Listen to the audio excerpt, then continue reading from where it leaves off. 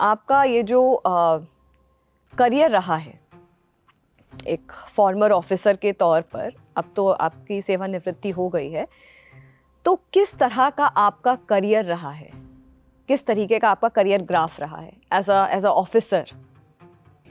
देखिए, ये एक छुपी हुई संस्था थी।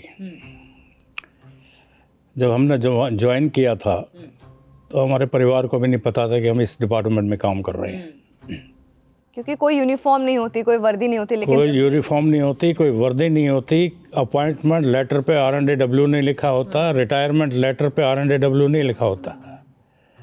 ये हमारे जो फाउंडर थे RN काव, उन्होंने इस तरह की सीक्रेसी मेंटेन की थी इस चीज़ की कि ये पब्लिक डोमेन में ना आए यूजुअली। तो हम कैबिनेट सेक्रेटरीट के एम्प्लॉइज़ कहलाते थे।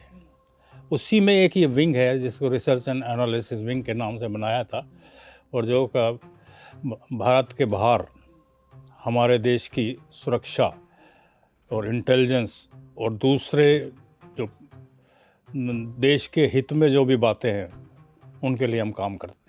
तो यादव जी, जैसा कि आपने बोला कि कोई वर्दी नहीं होती है, कोई यूनिफॉर्म नहीं होती है, लेकिन तब भी आपका काम उतना ही क्रूशियल, उतना ही क्रिटिकल होता है जितना बॉर्डर पे खड़ा हुआ एक सिपाही का काम होता है।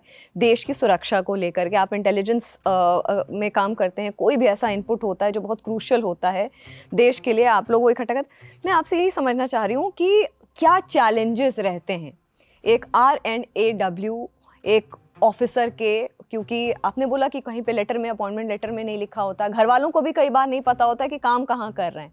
क्या चैलेंजेस रहते हैं खुद के लिए, फैमिली के लिए? फैमिली से तो कुछ चीज़ें, कोई भी बात डिस्क्लोज नहीं होती थी।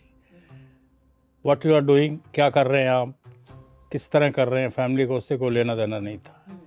सवेरे अपने तैयार होकर चले जाते थे। मगर पता था उनको कि आप RNAW के लिए काम कर रहे हैं, इंटेलिजेंस एजेंसी? कहीं खुफिया विभाग में काम कर रहे हैं। RNAW का नाम नहीं था, तो किस तरह का खुफिया विभाग है, क्या है, ये कुछ डिटेल्स नहीं मालूम थी, और बताने की कोई सेंस भी नहीं थी उनको। क्यूरियोसिटी भी नहीं होनी चाहिए, होती थी, लेकिन फिर भी हम ये सीक्रेसी मेंटेन किया करते थे। और चैलेंजेस तो देखिए, आप हमारे पास आप जैसे आपने कहा कि बॉर्डर पे सिपाही खड़े होते, तो उनको तो टारगेट पता है। हमें टारगेट ढूंढने पड़ते थे, बनाने पड़ते थे, और किस तरह वो देश हित में काम आ सकते हैं।